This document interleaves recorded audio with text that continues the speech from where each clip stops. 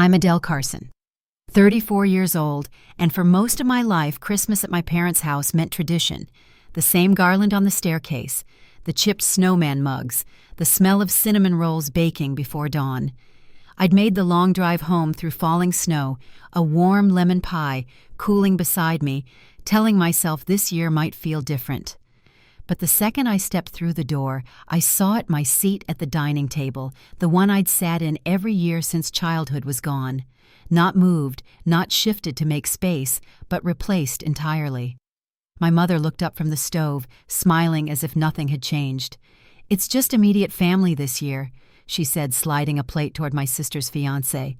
"Before I go any further, tell me where you're listening from in the comments, and hit that like and subscribe button if you've ever had to stand quietly while someone else took the place you earned." I grew up believing that family was something unshakable, that no matter how far I went or how long I stayed away, there would always be a place waiting for me at that table. My parents weren't rich, but they worked hard, and they taught Grace and me to do the same. Dad was the quiet kind, gentle, predictable, while Mom ran the household with a firmness that left little room for discussion. Grace was always the golden one, the one with charm and stories that made people laugh. I learned early on that my role was to steady things when they fell apart. When bills were late, when Dad's car broke down, when Grace couldn't make rent, I fixed it quietly and without being asked. It became second nature to keep everyone comfortable, even if it meant setting my own life aside for theirs. That December, I drove home from my apartment in Buffalo through gray clouds and freezing rain, humming along to the radio just to fill the silence. I told myself it was worth it, that the long hours at work, the missed vacations, the years of helping my family without a thank you meant something deeper. I believed giving made me belong. But as I stepped into that house and saw the table set without me, something inside me shifted. The dining room looked just as it always had. The white tablecloth ironed crisp crystal glasses, glinting under the chandelier silverware, lined up with military precision. Everything perfect except for the hollow space where my name used to be. Grace glowed in a red sweater I'd given her last year, her engagement ring catching the light every time she moved her hand. Mark laughed too loudly at something Dad said, that polished kind of laugh people use when they want to be liked. Uncle Neil and Karen were already seated, glasses raised, chatting as though they'd always been part of the family. I stood in the doorway, brushing snow from my coat, waiting for anyone to notice. But no one did. I asked Mom if she needed help in the kitchen, and without even looking up, she said, "We're all set, sweetheart." Her voice wasn't sharp or cruel, just final. I thought about the years I'd quietly paid for things no one ever thanked me for. Grace's car repairs, Mom's electric bill, Dad's loan for the lake house he refused to admit needed fixing. None of them ever said the words, but they'd grown used to me filling in the silence with money. I thought that made me part of them. But standing there watching Mom set a plate in front of Mark, where mine should have been, I realized it had never been about love. It had been about convenience. For a moment I considered pulling out one of the old folding chairs from the hall closet, the same one we used when extra guests came over. But something in me stopped. It wasn't anger, not yet. It was the slow, quiet understanding that I'd become invisible in a house I once called home. Grace glanced at me, guilt flickering across her face before she looked away. I smiled faintly and told them to start without me. Mom nodded, relieved, as if that's exactly what she'd hoped I'd say. "We'll save you some pie," she offered. The words stung more than she knew, considering the pie was mine. I turned and walked back toward the front door, the cold air rushing in as I stepped outside. Snow was still falling soft and relentless, covering the driveway in a thin white layer. Through the frosted window, I could see the family raising their glasses, laughter spilling out like a scene from a postcard. The glow from the chandelier made the house look warm and perfect from the outside, a picture of harmony. But I knew the truth. I stood there for a moment, pie still in my hands, watching the life I'd helped hold together continue seamlessly without me. As I walked toward my car, I realized that for all the years I'd tried to earn my seat at that table, I'd mistaken giving for belonging. I'd mistaken obligation for love. And standing in that quiet, snow-covered driveway, I understood something I never had before. Sometimes the moment you stop trying to be chosen is the moment you finally choose yourself. I opened the car door, set the pie carefully on the passenger seat, and started the engine. The radio came back on, faintly playing "I'll Be Home for Christmas." The irony made me smile just barely. I wasn't sure where I'd go yet, but I knew I couldn't walk back inside. For the first time, I didn't need to. The car heater hummed as I backed out of the driveway, the pie cooling on the passenger seat beside me. The house glowed in the rearview mirror, every window spilling light into the snow, every shadow moving like a picture I was no longer part of. I didn't cry. The cold outside felt cleaner than the warmth I'd left behind. Each turn of the wheels made the house smaller, until it was just another blur in the storm. By the time I reached the main road, Bing Crosby's voice floated through the radio, soft and familiar. The song I'd grown up hearing every Christmas now sounded like something from someone else's life. The streets were nearly empty, the kind of winter quiet that made every light look sharper, every thought louder. I gripped the steering wheel tighter, following the faded tire tracks ahead, and told myself to just drive. My breath fogged the air, then cleared. For a moment, I thought about turning around, walking back inside, pretending none of it mattered. But I'd spent too many years pretending. So I kept driving, headlights cutting through the snowfall until the town faded behind me. By the time I reached my apartment, it was close to midnight. The cold followed me inside, clinging to my coat and hair. I set the pie on the counter, still untouched, and stood there listening to the quiet hum of the refrigerator. The silence didn't feel lonely. It felt honest. I hung my coat by the door, kicked off my boots, and filled a glass with water from the tap. My reflection in the window caught my eye, tired, pale, the faintest trace of sadness under my eyes. But there was something steadier there, too, something I hadn't seen in years. My phone buzzed on the counter, a string of messages lighting the screen one after another. Mom, Grace, Dad. I didn't open any of them. I already knew what they would say. Explanations that weren't really apologies, excuses, dressed as misunderstandings. Instead, I walked to my desk and flipped open my laptop. The screen glowed blue in the dark room, the cursor blinking over the same spreadsheet I'd updated every month, expenses, utilities, subscriptions, and one tab labeled Family. The numbers stared back at me. Grocery cards, streaming accounts, automatic transfers, all the little ways I'd been paying to stay connected to people who'd stopped seeing me a long time ago. My finger hovered over the trackpad. One click, pause, transfer. Another click, cancel payment. Each sound felt sharp and final, like the snapping of a string that had been pulled too tight for too long. I stopped only when the list was empty. The room was still. I leaned back in my chair, the faint hum of the heater filling the silence. I didn't feel angry, just lighter. For the first time, there was space between me and their constant needs. I poured myself a cup of coffee, even though it was past 1, letting the steam warm my face. The smell filled the apartment, familiar and comforting, and I thought of how many times I'd brewed a pot for them when they came to visit, each cup an unspoken offering. Tonight, the coffee was just for me. I sat at the kitchen table, wrapping both hands around the mug. The pie sat across from me, its lemon scent now faint, almost bitter. I stared at it for a long time, remembering how I'd spent the whole morning baking it in my tiny kitchen, wanting to bring something special home. It was supposed to be a small gesture, something warm and familiar to share. Instead, it had become a quiet symbol of everything I'd misunderstood about love. My phone buzzed again, then the doorbell rang. The sound startled me sharp against the stillness. I didn't move at first. Whoever it was could wait. I took another sip of coffee, letting the heat calm my nerves. When the ringing stopped, I finally looked toward the door. The snow was still falling, outside flakes, catching the glow from the porch light. I could make out 2 blurry shapes through the frosted glass, one taller, one smaller. I didn't need to guess who they were. The next morning, I woke to pale sunlight streaming through the blinds and a sense that something had shifted overnight. My phone was quiet for once. I made breakfast, cleaned up the kitchen, and almost convinced myself that peace could last. Then came the knock, not the soft, uncertain one from before, but a hard, impatient pounding that rattled the frame. I wiped my hands on a towel and opened the door. Mom and Grace stood there, their coats unbuttoned, hair damp from the snow. Mom's expression was tight, her voice already sharp.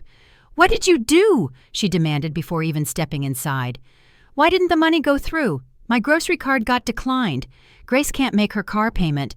You canceled Prime." I held the door open without inviting them in. "Good morning to you too," I said, keeping my tone steady. "You're being cruel," she said, lowering her voice like the word might soften if it sounded quieter. "Cruel," I repeated, leaning against the frame. "For paying for myself instead of everyone else." Her jaw tightened. "You weren't uninvited," she said quickly. "It was just a smaller dinner this year. We had to make space for Mark." I looked at her, then at Grace, who stood behind her, clutching her purse. "He's part of Grace's future," Mom went on. "We didn't think you'd make a big deal out of it." The air between us felt heavy. Then she said it the line that settled everything. "You have no husband, no kids, and you make good money. It's your responsibility to support this family while Grace is starting her life." Grace looked down, cheeks flushed. Something in me went still. I had spent years trying to fit into a role they'd written for me without asking, and in that instant I saw it clearly. They hadn't forgotten my chair at the table. They'd reassigned it. "I'm done," I said quietly. Mom blinked, caught off guard by how calm I sounded. "You're choosing a fight. I'm choosing a boundary," I said. "If you hear it as a fight, that's on you." Her mouth twisted. "Don't twist this into something noble, Adele. You're abandoning your family." "No," I said softly. "I'm just refusing to keep funding one." For a moment, no one spoke. Snow gathered on their coats, melting into small, dark spots. Grace's voice trembled. "Don't make this ugly." "It already is," I said. "I just stopped pretending it's not." Mom exhaled frustration, replacing shock. "You'll regret this," she said. "One day you'll need us. If that day comes," I said, stepping back, "I hope you answer the door." They left without another word. I closed the door behind them and stood there, letting the quiet return. The sound of their footsteps faded down the hall, replaced by the faint hum of the radiator. I took a deep breath and sat on the edge of the couch. My hands were trembling slightly, but not from fear. It felt like every breath was clearing space that had been crowded for years. That evening, I muted my phone. The group chat blinked with new messages, each one angrier than the last. I turned off notifications, poured another cup of coffee, and watched the snow fall outside. The quiet was different now, not a silence of absence, but one of choice.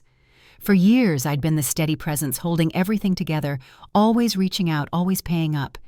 Tonight, for the first time, I stayed still and let the silence hold me instead. And though the night stretched long, I didn't feel alone.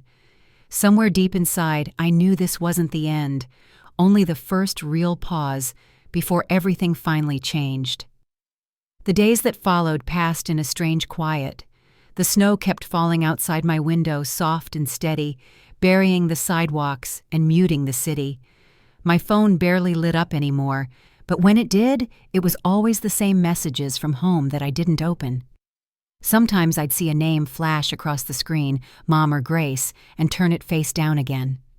The silence in my apartment wasn't empty. It was deliberate, a wall I'd needed for years but never built until now. In the evenings, I tried to settle into small routines. Coffee after work. A walk through the frozen park when the air was sharp enough to sting. I spent time cleaning the corners of my apartment I'd ignored before scrubbing until the air smelled of lemon and soap. I'd lived there for years, but it was only now that it started to feel like mine. Still, the quiet moments had a weight to them, like something unfinished hovered nearby. One night I sat on the couch with a blanket around my shoulders, the hum of the radiator steady in the background. I thought about how much of my life had been measured in what I'd given.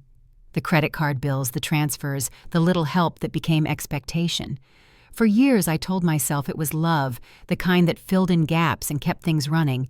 But the more I thought about it, the more I realized love had turned into a kind of debt I could never pay off. I opened my laptop again, not to check the numbers this time, but to look at my bank statements. The rows of transactions felt like a quiet confession. Grocery stores near my parents' house, streaming subscriptions I never used, payments for Grace's car, and insurance. Each line told the same story. I had been the provider, not the daughter. I closed the computer and stared at my reflection in the dark screen. My mother had called me strong since I was a teenager, strong enough to need less to give more. Back then, it had felt like praise. Now it felt like the reason I'd been overlooked. I remembered one winter years ago when Grace and I were still living at home. She'd broken Mom's favorite ornament while decorating the tree, and I'd taken the blame to spare her from getting scolded. Mom had smiled at Grace, said everyone made mistakes, then turned to me and asked me to clean up the mess. That pattern never changed. Grace made the noise, and I handled the cleanup. I hadn't realized until now how much of my life had followed that same pattern. Around midnight, I made another cup of coffee. The smell filled the kitchen, grounding me. Outside, the snow fell heavier, the kind that stuck to windows and muffled sound. I thought about calling someone, maybe a friend from work, just to hear another voice. But I didn't. I sat at the table instead, hands wrapped around the mug, staring at the steam as it rose and disappeared. I wasn't sad, not exactly. It was something quieter, the kind of exhaustion that comes when you've spent too long holding everything together. The next morning, sunlight broke through the blinds, cutting long lines across the floor. I went about the day as usual, making breakfast, checking emails, keeping busy. Around noon, my phone buzzed again. The notification showed 32 unread messages in the family chat. I hovered over it for a few seconds, then swiped it away. Whatever they had to say could wait. For once, I didn't owe them a response. That evening, as I left the grocery store, I ran into Mrs. Jensen, my old neighbor, from the building across the street. She was bundled in a thick coat and a red scarf, her breath visible in the cold. "Haven't seen you around much," she said, smiling kindly. I told her I'd been busy with work, and she nodded. "Good," she said. "Keep busy. That's how you stay warm through the winter." Her words stayed with me on the walk home, simple but true. Work, warmth, and distance. That was what I needed. Later that night, I found myself scrolling through old photos on my phone. Family dinners, birthdays, vacations by the lake. In every picture, I was the one behind the camera. My smile appeared in reflections, never in the frame. I wondered when I'd stopped being part of the story. The thought didn't hurt as much as it used to. It just made sense now. I'd been the one holding the light so everyone else could be seen. The snow fell again that weekend, blanketing the street outside my window. I sat by the radiator with a book I never opened and watched the flakes pile up. Somewhere in the distance, church bells chimed the hour. It felt strange how peaceful the quiet could be once you stopped fighting it. I realized I hadn't checked my phone all day, and I didn't feel the pull to. That night, while the city slept, I wrote down a single sentence on a notepad beside my bed. "Never again will I buy my place at that table." The words weren't dramatic or angry. They were a promise, one I could finally keep. A few days later, I got a letter in the mail. The envelope was thin, my name written in my mother's neat, slanted handwriting. I turned it over in my hands, but didn't open it. I placed it on the counter beside the pie dish that still sat untouched. Some things, I decided, didn't need answers. The days grew colder. The sidewalks turned slick with ice, and the trees stood bare against gray skies. But inside my apartment stayed warm. The hum of the heater, the soft clatter of the coffee pot, the quiet tick of the clock. They became the rhythm of my days. For once, I wasn't rushing to meet someone else's needs. I was just learning to live in the stillness. As January approached, I noticed how light started returning little by little. The mornings weren't as dark, and the sun lingered longer in the evenings. I began walking again after work, bundled in my thick scarf, breathing in the cold air that bit at my cheeks. The snowbanks along the sidewalks were gray at the edges, now beginning to soften. Life was moving forward quietly, without permission or apology. One evening, as I passed the row of houses near the park, I saw a small boy shoveling snow from his driveway. He looked up, smiled shyly, and waved his mittened hand. For a moment, something inside me lifted a reminder that kindness didn't always have to come at a cost. I waved back the motion, slow but certain, and kept walking.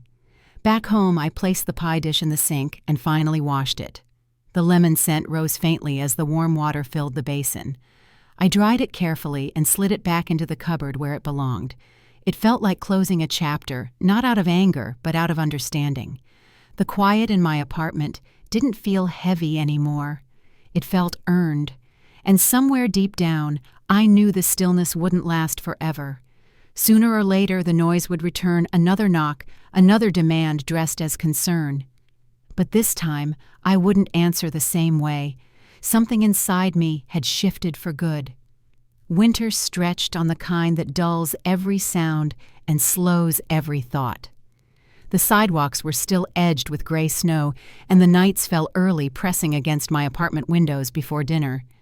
I had settled into a rhythm, work, coffee, quiet evenings, the kind of routine that left no room for chaos. Yet beneath the calm, something small and insistent stirred like a light flickering back to life.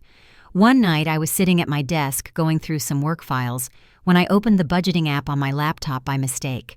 The column labeled Family sat there blank and still. For weeks I hadn't touched it. The total at the bottom hadn't moved. It should have felt strange, maybe even guilty, but instead it felt like standing in fresh air after a long time underground. I leaned back, letting the chair creak, and stared at the screen. My mother's voice echoed in my head. "You're stronger, Adele." I had spent half my life trying to live up to that sentence. Now I finally understood what it really meant. Strength wasn't about carrying everything quietly.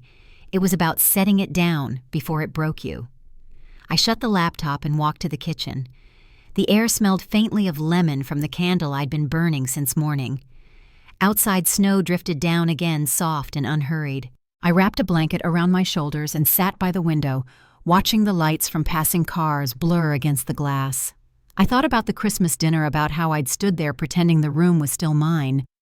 That version of me, the one waiting to be noticed, didn't exist anymore.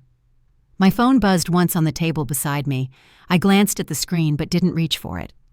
The world outside my family felt quiet but safe, and for the first time in years I could hear my own thoughts clearly. It was strange realizing how much of my life had been filled with noise that wasn't mine. Expectations, obligations, guilt disguised as gratitude. I'd mistaken that noise for connection. Now with it gone, I could finally see the difference. I made coffee, though it was late again. The smell filled the apartment warm and grounding. I thought of the nights when I used to stay up worrying about bills that weren't mine to pay, wondering if being needed was the same as being loved.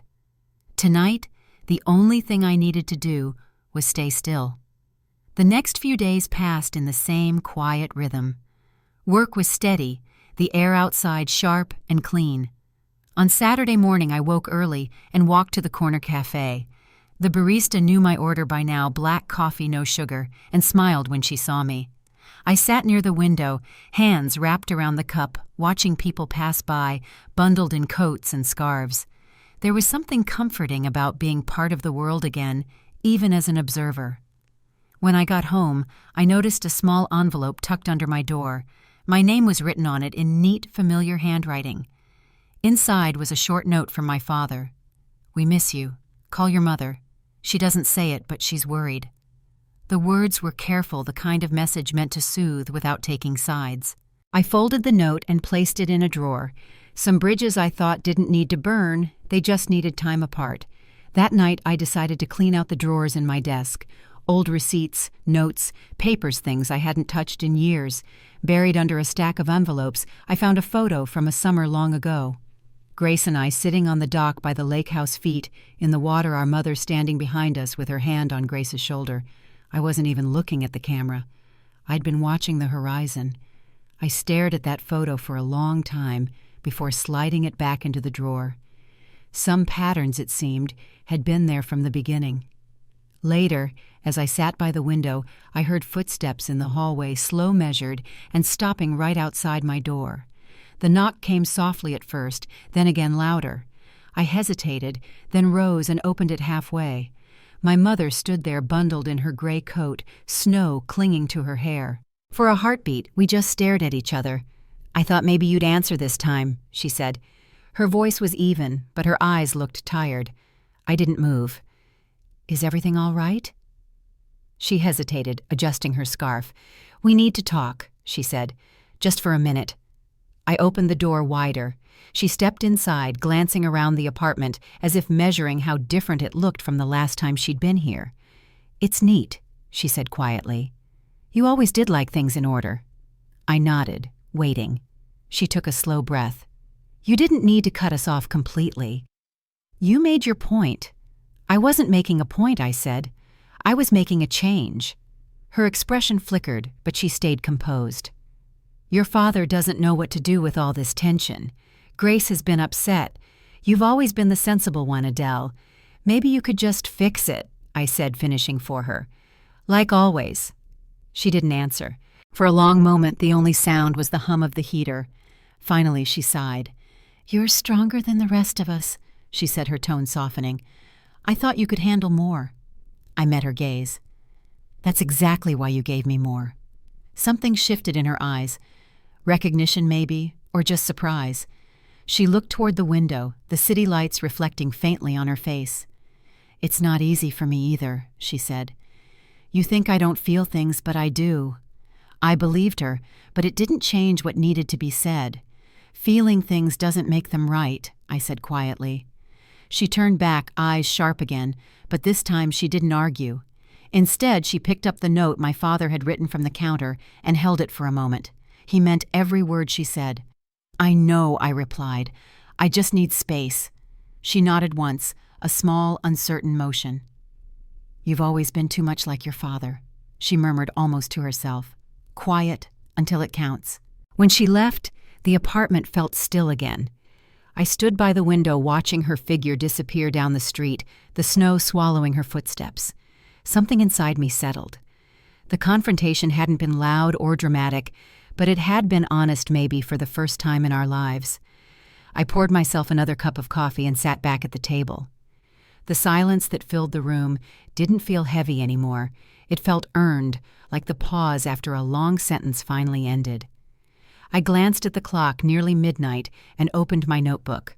On the first blank page, I wrote 4 words. "Strength needs boundaries too." The words looked steady in the lamplight. Outside, the snow kept falling slow and endless, but the storm inside me had finally started to clear. I closed the notebook, took a long breath, and leaned back in my chair. Tomorrow, I knew would bring another test, maybe another knock at the door. But for now, the quiet was enough. A week passed before the next knock came. It was late morning, the kind of quiet day when the air feels heavy with snow even before it starts to fall. I'd just finished washing the breakfast dishes when I heard the sharp rapping on the door, fast, insistent, impossible to ignore. I wiped my hands on a towel and opened it to find both Mom and Grace standing there. Again, coats open, cheeks flushed from the cold. Mom didn't wait for me to say anything. The kitchen caught fire. She blurted, her breath visible in the doorway. "It's bad. We need help until the insurance clears." Her voice trembled slightly, and for a moment I wasn't sure if it was fear or frustration. Grace stood a step behind her eyes, down her hands, twisting the strap of her purse. I stayed where I was, my hands still on the door. "Is everyone okay?" I asked. "Yes," Mom said quickly. "We just need a little help getting through the month." There it was again, not relief, not gratitude, just the familiar request. The need wrapped neatly in expectation. I reached into my coat pocket where I'd tucked an envelope earlier that morning. Something in me must have known this moment was coming. I handed it to her without a word. Her face softened when she saw it, the tension in her shoulders easing for the first time. "Thank you," she said, her voice breaking slightly as she tore it open. But when she looked inside, the relief vanished. She blinked down at the single $50 bill and frowned. "What is this supposed to be?" That I said evenly is what my seat at the table was worth. The silence that followed stretched long enough for the wind outside to whistle through the hallway. Grace's voice was small when she finally spoke. "That's not fair." "Neither was Christmas," I said. Mom's tone sharpened instantly. "You're being spiteful." "No," I said quietly. "I'm being consistent." I set the envelope on the counter beside her gloved hand. My fingers brushed against the edge of her coat, soft, expensive wool, the kind she'd never admit I'd paid for. Her expression tightened, the same look she used when I was a child, and said something she couldn't control. "You don't have to be like this," Grace said softly. "Like what I asked." She hesitated. "Cold." I met her eyes. "You called me cold when I stopped paying your heating bill, too." Her lips parted as if to speak, but nothing came out. The silence grew thicker. Mom stepped forward, lowering her voice. "Adele, this isn't you. You're not cruel. You've always been the one we could depend on. That's the problem," I said. "You only saw me that way." For a long moment no one spoke. Snow had started falling again, soft flakes drifting past the window. Mom stared at me as if waiting for me to back down the way I always had. But I didn't move. When she finally turned toward the door, Grace followed, eyes glistening. The faint smell of smoke clung to their coats as they stepped into the hall.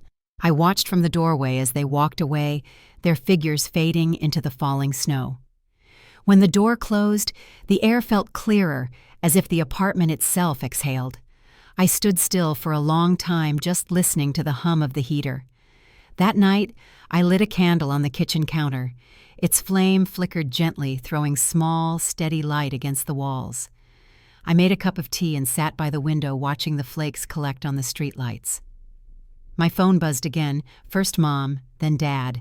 The screen lit with a string of messages. "Please, Adele, it's family." I turned the phone face down and took another sip of tea. The words didn't feel like love anymore. They sounded like a demand. Days passed before I saw another message I didn't expect. This one wasn't from family. It was from Mark. His name appeared in the corner of my screen like a mistake. I opened it slowly. "I don't know if I should send this, but you deserve to hear it."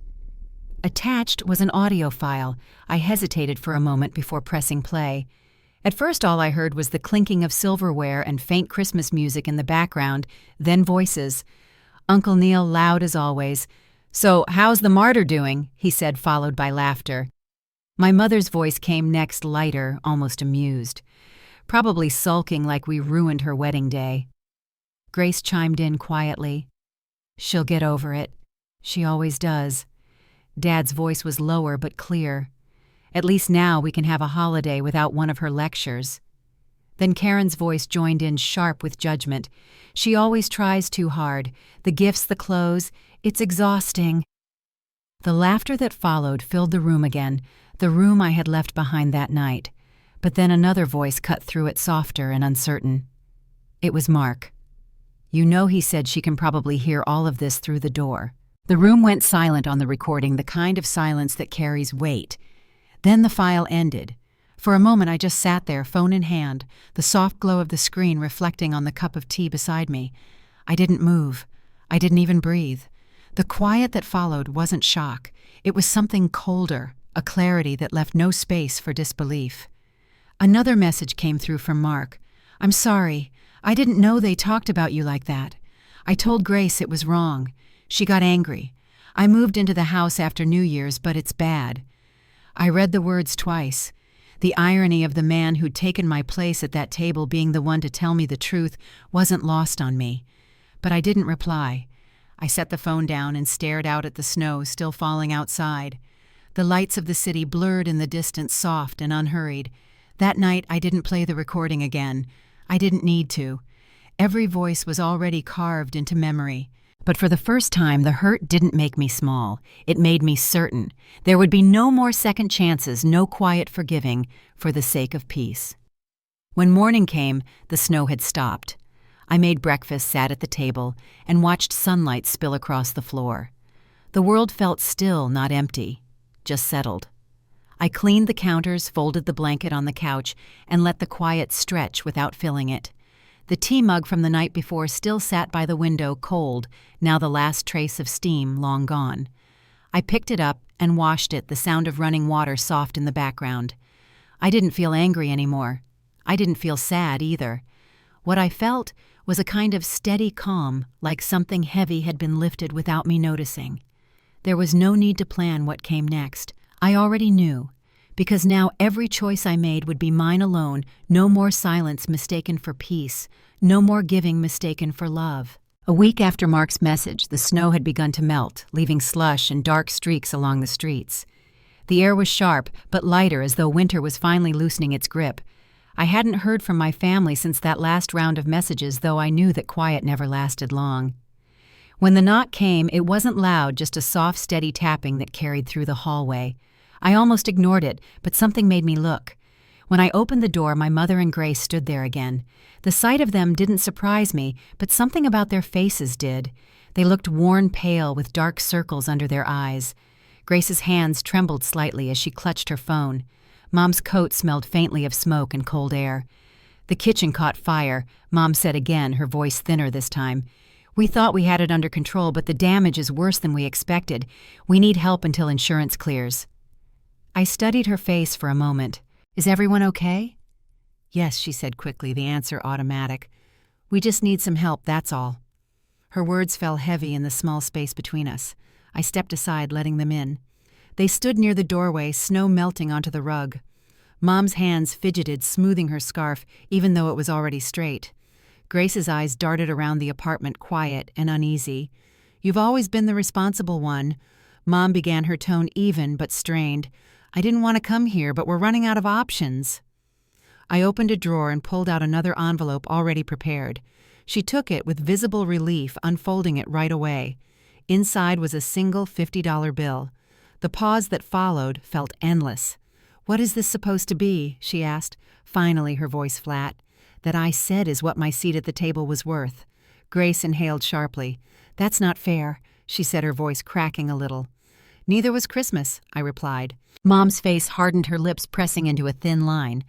"You're being cruel," she said. "No," I answered. "I'm being consistent." Her jaw tightened. "You don't have to be like this, Adele. You were raised better. Like what I asked," Cold Grace whispered.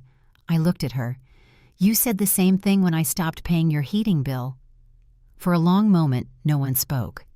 Grace blinked, her face flushing pink. Mom's voice dropped to a low murmur. "I don't understand what's happened to you. You used to care." "I still do," I said. "Just not in the way you want." Something flickered across her face, then something close to disbelief. "We're family," she said.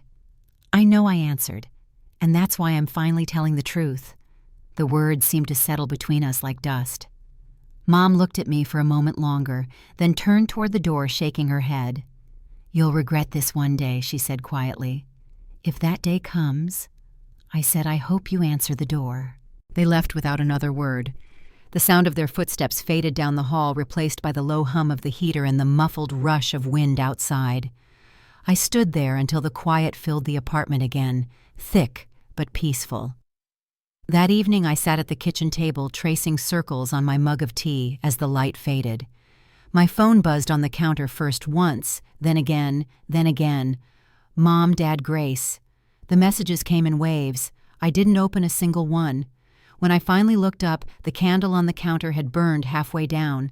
The smell of lemon wax hung faintly in the air. It was then that another notification flashed across the screen, a new message from Mark. There was no greeting, no small talk, just a short line and an attachment. "I don't know if I should send this, but you deserve to hear it." I hesitated, then tapped play. At first, I thought it was a mistake, just muffled background noise. But slowly, voices began to surface through the hum. My uncle's laugh, sharp and booming. "So how's the martyr doing?" he said. Laughter followed. Then my mother's voice, light and clipped. "Probably sulking like we ruined her wedding day." Grace's tone was smaller, hesitant. "She'll get over it. She always does." Another voice joined in, Dad's quieter but unmistakable. "At least now we can have one holiday without one of her lectures." Karen's voice followed, a little too sweet. "She always tries so hard to look perfect. It's exhausting." There was another burst of laughter, the kind that fills a room with false warmth. Then Mark's voice cutting through softly. "You know she can probably hear all of this through the door." The silence that followed was immediate, thick, and uncomfortable. Then the recording ended. I set the phone down on the table, staring at the dark screen. The only sound in the room was the faint hum of the refrigerator. I didn't move. I didn't cry. I just sat there, letting the silence stretch. It wasn't disbelief. I had known somewhere deep down what they really thought. But hearing it said aloud made something inside me settle for good. Another message from Mark followed a few minutes later. "I'm sorry. I didn't know they talked about you like that. I told Grace it was wrong and she got angry. I moved out after New Year's, but it's bad." I stared at the message for a long moment. The irony of him being the one to show me the truth wasn't lost on me, but I didn't reply. There was nothing left to say. For the next few days, I went about my routines the same as always: work, coffee, quiet evenings. But the air in my apartment felt lighter somehow. I could finally breathe without the constant pull of what I owed or who I needed to fix. Then one afternoon, as I walked home from the market, I passed by a storefront window and caught my reflection. I stopped. For years, I'd looked at that face and seen tired eyes, pressed lips, a woman trying too hard to keep everything in place. But this time I saw calm. It wasn't joy exactly, just peace. I smiled faintly, a small one that felt earned, and kept walking. That night I replayed Mark's recording once more, not to dwell on it, but to remind myself of how far I'd come. Their laughter didn't sting anymore. It just sounded like distance, the sound of something I no longer belonged to. The next morning, a soft knock came at the door again, hesitant this time. I paused, setting my coffee down. The knock came once more, quieter. Whatever came next, I knew I was ready for it. The morning after Mark's message, the knock came again. This time, it wasn't the sharp, impatient sound of anger. It was slower, hesitant. I stood for a moment before opening the door. Mom was there again, Grace close behind her, both bundled in coats, too thin for the cold. They looked smaller somehow, their confidence worn down. Mom's eyes were red, though whether from tears or lack of sleep I couldn't tell. "The kitchen caught fire," she said softly. "We thought it was fine, but it spread. We can't stay there until the insurance clears." Her voice wavered as she went on. "We need a little help just for a month." It wasn't new, this pattern. There was always a reason, always a crisis that arrived neatly wrapped in urgency. I nodded toward the living room. "You can come in," I said quietly. They stepped inside, glancing around like they didn't quite recognize the place. Grace stood near the table, fidgeting with her gloves. Mom's eyes landed on the framed photo on the shelf, one of me on a hiking trail, wind in my hair, smiling at something out of frame. It seemed to hold her attention longer than she expected. "I have something for you," I said. I walked to the kitchen counter, picked up an envelope, and handed it to her. Relief softened her shoulders as she opened it. But when she saw what was inside, her face froze. "What is this supposed to be?" she asked, voice sharp now. $50, I said evenly. That's what my seat at the table was worth. The silence that followed was almost physical. Grace blinked at me, her expression tightening. "That's not fair," she whispered. "Neither was Christmas," I replied. Mom's lips pressed into a thin line. "You're being spiteful." "No," I said. "I'm being consistent." Her hand trembled slightly as she set the envelope down. "You don't have to act like this, Adele," she said. "You've always been the one with a good heart. Don't throw that away." "I'm not," I said quietly. "I'm protecting it." Her mouth opened as if to argue, then closed again. Grace's eyes darted toward the floor. "You don't have to be so cold," she murmured. I met her gaze. "You called me cold when I stopped paying your heating bill." The words landed harder than I intended, but I didn't take them back. Mom's expression shifted, anger rising behind the hurt. "You think this makes you strong?" she asked. "You think walking away is noble?" "I think it's necessary," I said. For a long moment, none of us moved. Snow fell outside the window, thick and silent, covering the street below in white. Mom looked around the apartment again as if searching for something to grab onto, but there was nothing left to take.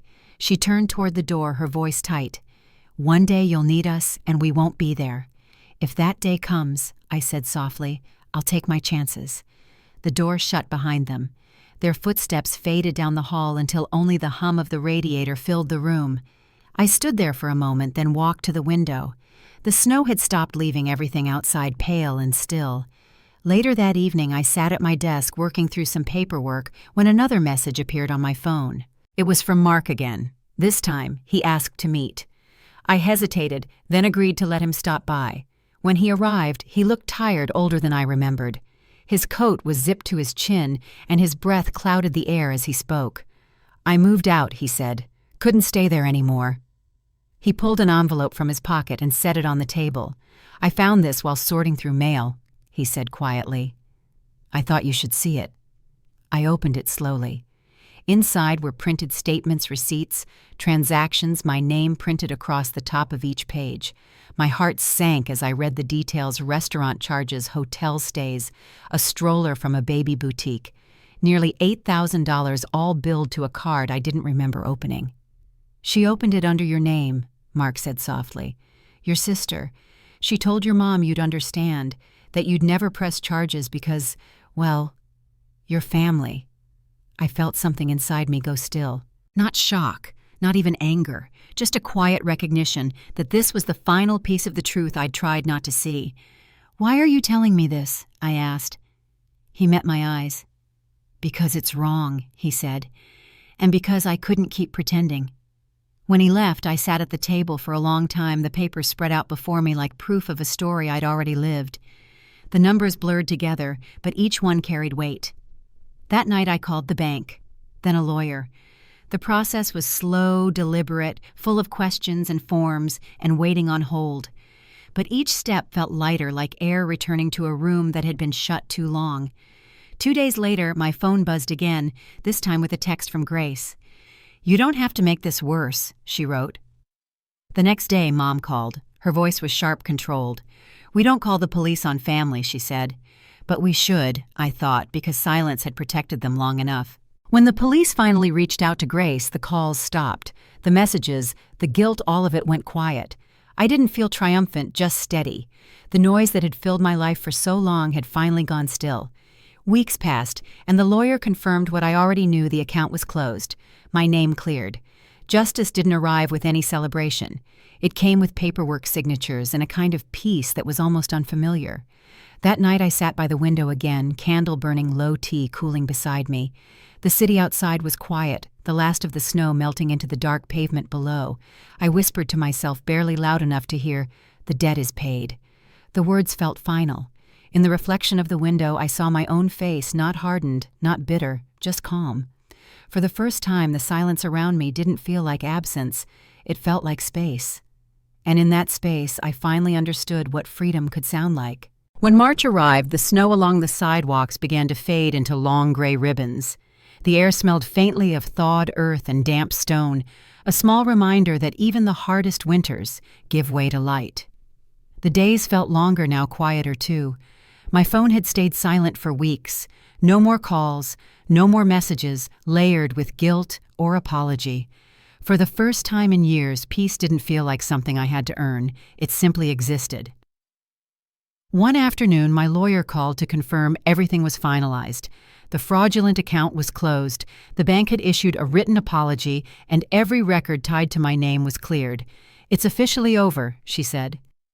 After we hung up, I sat for a long moment at my kitchen table, listening to nothing but the soft ticking of the clock on the wall.